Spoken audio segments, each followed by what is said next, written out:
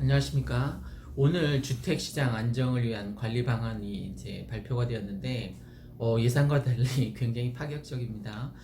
일단, 이 고양시가 조정 대상 지역으로 묶인 거에 대해서 제 예측과 달리 빗나갔습니다. 이 점 널리 사과드립니다. 이렇게 센 대책이 나올 줄 예전엔 미처 몰랐습니다. 오늘 그 고양시가 이제 포함되어서 조정지역으로 포함되어서 여러 가지 예전처럼 이제 다시 제한된 조건들이 있을 수 있겠죠. 그걸 한번 살펴보겠습니다. 최근 주택가격 급등세를 보이는 경기, 인천, 대전, 청주에 대해서 조정 대상 지역과 투기 과열 지구로 이제 재지정하게 되었습니다. 최근 주택 시장 상승이 지속되고 있는 경기, 인천, 대전, 청주 그 일부 지역을 제외하고는 다 묶였다라고 볼 수 있습니다. 저는 고양시는 빠질 거라고 생각했는데 아니네요.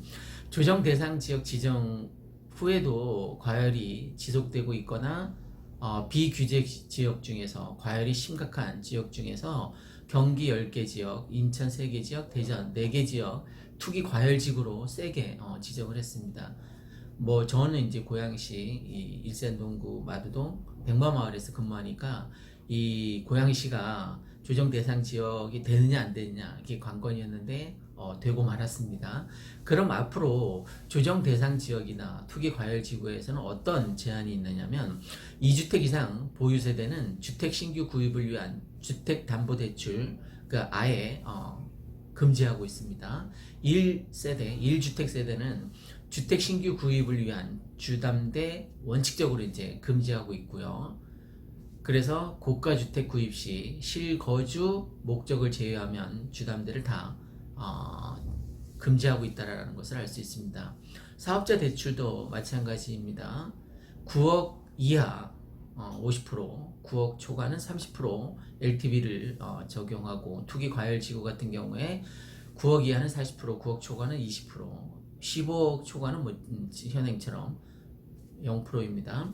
그리고 세제 정비 사업은 다주택자 양도세 중과 장특공을 폐지했습니다. 2주택 10%, 3주택 20%나 됩니다. 그리고 2주택 이상 보유자가 종부세를 추가 과세할 수 있고, 그 다음에 재개발 조합원 분양권 전매 제한이 시행이 됩니다. 투기 과열 지구 같은 경우에 그렇습니다.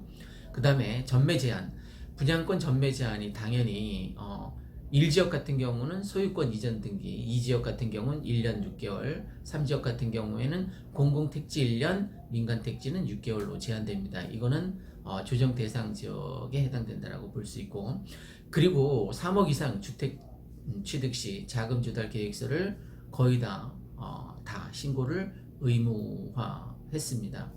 조금만 더 구체적으로 살펴보면 자금 조달 계획서 제출 대상을 확대했습니다.